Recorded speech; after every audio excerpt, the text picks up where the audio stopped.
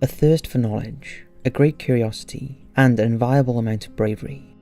These are the attributes of explorers. Before contemporary society, explorers had to venture out into the unknown to mark down their findings in field notes and maps in order to show their discoveries to their native homeland. Their guides were either rare people who had been to the unknown regions or rudimentary instruments such as compasses, chip logs, sundials, or hand-drawn atlases. Motivations to make their excursions either came from their desire to conquer new lands and reap what they found, create new trade routes, find savages to perform missionary work on, or gain glory and fame.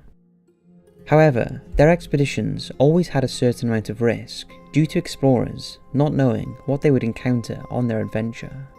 This resulted in the disappearance of many early explorers that were either well known enough to be noticed missing, or too unpopular to have been noticed missing and were forgotten by history.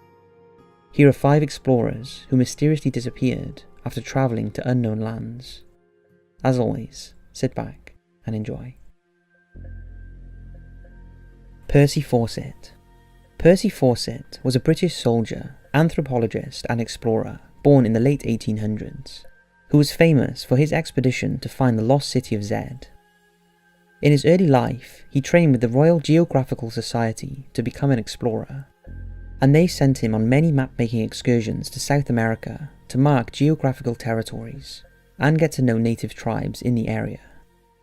It was during these excursions that Fawcett began to hear native tribes talk about rumours of a lost civilization.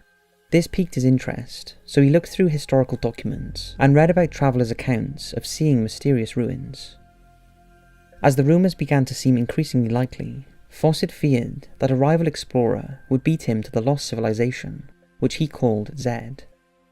Eventually, his fear and curiosity prompted him to go on an expedition to the Mato Grosso region of Brazil, which was where he believed Zed to be located, accompanied by his 21-year-old son and his son's friend.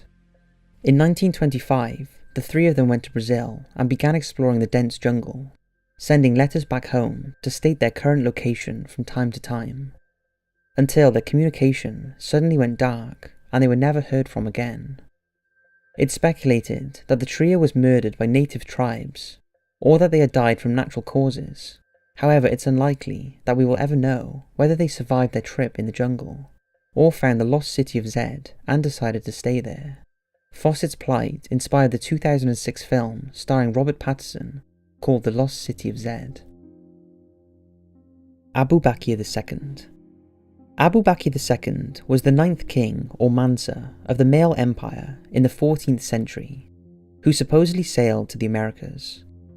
Virtually nothing is known about Abu Bakr II, but an Arab historian, Shihab al-Umari, was the only person to document his journey. Shihab al-Umari recorded a conversation between the 10th king of the Mali Empire, Massa I, and the Egyptian Empire in Cairo. Massa stated that his predecessor was obsessed about reaching the limits of the Atlantic Ocean, so he sent out 200 ships to sail to the edge of the sea. When the voyage failed, Abu Bakr II took matters into his own hands and renounced his right to the throne in order to lead a second voyage. He took 2,000 ships with him, along with water and provisions, and told Musa to deputize in his place while he went sailing. The last time anyone ever saw him was when he embarked across the Atlantic Ocean. Today, historians think that he may have been the first Muslim to land in the Americas. However, it is possible that his ships may not have made it, and he and his crew perished. Another theory is that it's likely that this story is false, and Musa actually threw a coup d'etat and covered it up by saying his predecessor sailed away. Ludwig Leichhardt. Ludwig Leichhardt was a very well-trained natural scientist who was competent in 6 languages and had a vast realm of knowledge about a multitude of subjects, which he meticulously described in a detailed notebook. He was born in Prussia, which is now mostly Germany, studied in a handful of European countries, and later travelled to Australia in hopes of getting a government appointment to explore inland. When he missed out on a government-sponsored exploration, he funded his own private excursion and left southern Queensland with a small crew. When he returned, he decided to go on another excursion that crossed the entire continent from east to west. In 1848, he and his small crew departed from Kugun Station and were never heard from again. Many researchers and historians are still puzzled by how such a vigilant and keen individual could have disappeared without a trace. They've theorized that the party died from drowning, from an attack by a native tribe, or even from an assassination by the British government. The Corte-Real brothers.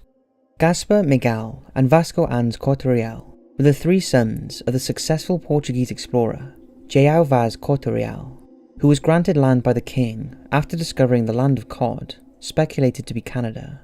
He would take his two youngest sons, Gaspar and Miguel, on expeditions with him until his death. When the brothers saw how much glory and wealth they could obtain by finding new lands, they followed in their father's footsteps and became explorers.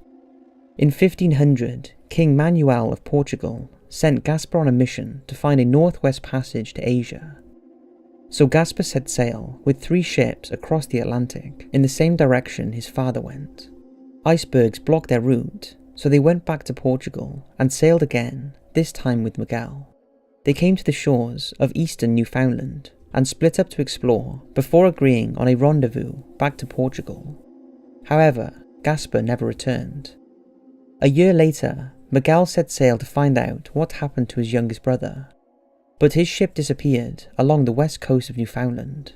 A year later, the last remaining brother wanted to find both his missing brothers, but the king refused to let him sail, sensing the ominous pattern. To this very day, the fate of the 2 brothers remains unknown. Jaume Ferrer. Jaume Ferrer was an explorer and sailor from Mallorca, also thought to have been called Giacomo Ferreira de Casa Maria, according to recent research. Not much is known about his life, but the reason he decided to explore the ocean was to find the Rio de Oro, or the River of Gold. Rumours had spread from country to country that somewhere on the western coast of Africa was a river that flowed with gold at the bottom. Today, some historians think the rumours started from the Portuguese discovering a branch of the sea which confused them into thinking it was a river. They were held captives to ransom for gold. Although the rumours were sketchy, they fueled the imagination of Ferrer, who decided to set sail in 1364 to discover its riches and hopefully find a trade route with the Mali Empire. He was faced with a serious lack of navigation due to crude charts and nautical instruments, and he disappeared somewhere along the coast. Some theorize he may have made it to Cape Bojador, but his fate after that remains a mystery. So that's 5 early explorers who disappeared. I hope you've enjoyed the video, and don't forget to check out the Top 5's website, where we post regular content from ghost stories to disappearances. I'd also like to know just how many secret codes you found in this video, and just what you have to do with them.